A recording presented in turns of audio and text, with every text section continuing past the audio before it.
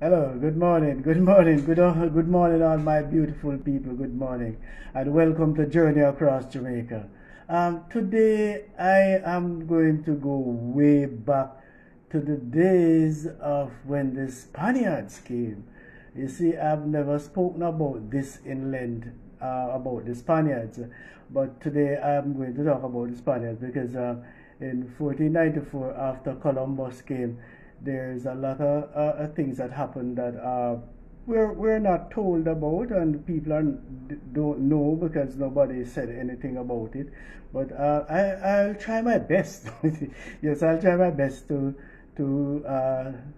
impart some of the knowledge of what really went down in those early days.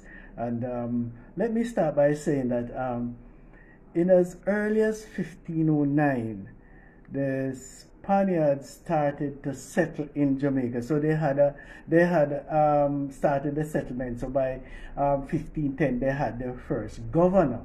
So that governor, the first governor, his name was Juan de Esquivel, right? Like how we have the Esquivel Port, yeah, in St. Catherine, yeah. He was governor from 1510 to 1514, and being the governor, his capital, and this is the first capital of Jamaica. Jamaica's first capital is New Seville, and that's in Runaway Bay in St. Anne's. That's the first capital of Jamaica, and he was there until 1514. And after that, after the Juan de Esquivel departed as governor, his next, the man that preceded him, came after him. He removed the capital from Runaway Bay, and he established his capital in a place they call Villa de la Vega, which is now a Spanish town. And his name was Francisco de Garay, and Francisco de Garay had his capital in Spanish Town. Now, Manuel de Rojas was the seventh Spanish governor, and in 1532, and again as the ninth governor, he was in 1536. So he was actually the first governor to have held that post twice. So this is where it begins. One governor became governor twice, and that was in 1532 and 1536. Now there was another governor that came after him, a governor Gil Gonzalez de Valle. If you see holding up mine, I'm trying to remember things. And he was the eighth governor, and he was, as a matter of fact, this governor, Gil Gonzalez. Gil Gonzalez was the governor, was the first European to have ever walked in Nicaragua, right? And this is something that is documented. And he also was another governor that became twice a governor in his stead. Now, the 11th governor, which was Francisco de Pina.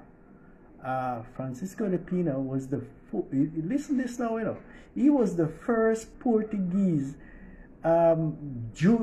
Jesuit interpreter and missionary that became a governor. He was also a priest, and is also credited with the with Latinizing the script of the Vietnamese language, and this is what the Vietnamese are using today as for the basis of their modern alphabet, right? Now there was another governor called Pedro Cano, and he was the 10th governor and also the 13th governor, and in 1539 he became the 10th governor, and in 1558 he became the 13th governor, and he was the second to hold that post of being governor twice. Okay, now there was another Spaniard governor in 1578, Lucas de la Vela Alvarado. He became the 9th governor and served for 5 years, and so his tenure ended in 1583. he gained a second term in 1591, right? I'm not sure when it ended, but the next governor who came after him in 1596, his name was Garcia de la Vale, right? Now, this 16th Spanish governor, Herman Manrique Rojas, of they have it. I should tell you that Santiago was what the Spanish named Jamaica. So Jamaica was the Isle of Santiago, right? And this governor, he was the governor of the Isle of Santiago in 1575. Now, in 1562, this same governor, some 13 years before, he had commanded a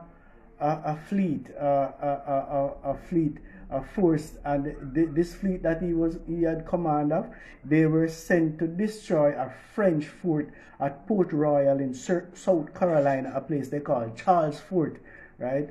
And the French people, that the general that was there, took off and went back to France. He didn't return, right? So he also is giving the credit of exploring the eastern part or the eastern coast of the United States. This same Herman Manrique Rojas, all right? Now, from 1539 to 1640, Jacinto Cedena Albornoz became governor of Jamaica, and he was a 36th governor in 1650. He was also that he had a second stint, and that was in 1650 to 51, and there was another time he became the 37th governor also in 1655 to 1656. Now, 1655 was the year when General Venables and William Penn, that was the year they captured Jamaica from the Spaniards, but the Spaniards were still here. Notice, they were still here, and they put up a resistance. And so this Spanish governor, he was there from 1655, 1656, right? Now, he departed because there was a war going on, and the war started in 1655 with the Spaniards and the English for Jamaica. And this man, he took off. Francisco de Paranze, he took off. He ran away. But then another governor came in 1656, Don Cristobal Arnaldo Yassi. Now Yassi put up a good resistance because he fought the war, and the war went on for years. For the next 3 years until the Battle of Rio Nuevo. And the Battle of Rio Nuevo, Yassi was defeated by none other than Colonel Edward Doyle, who was part of the expeditionary force that was led by Venables and Penn, General Venables and William Penn. They were the ones that led that expeditionary force that captured Jamaica from the Spaniards. And at the Battle of Rio Nuevo in 1658 was where it all ended. But that's where the battle ended. But they had what you would say, little skirmish forces, people who were putting up resistance, and going and trying to stop them from going over. But what happened is that they really got defeated and they had to run, and the little pockets of resistance, they really became non-significant. There weren't that much of threat to the English, because what the English did, they got the help of a Spaniard maroon. He was on the side of the Spaniard first, and then he came on the side of the English. His name was Juan de Bolas. Oh yeah, Juan de Bolas, that maroon chief who became he was on the side of the Spaniards. Then he became on the side of the English, and he helped the English to get rid of the Spaniards, right, in order to preserve his thing. Now, the battle of after the Battle of Rio Nuevo had ended and all of that, in 1660, Spain ceded over Jamaica to the English. And so this is just a little glimpse of what went on in those days in the different parts where the different governors and things. And as time goes on, I will share with you a lot more about what happened, because next I think I might go into the English governors and to tell you how much. But as a matter of fact, there were just about 40 English governors between 1510 and 1660. Okay? This is Uncle Chris. Good morning. Journey across Jamaica. Thank you for listening and watching.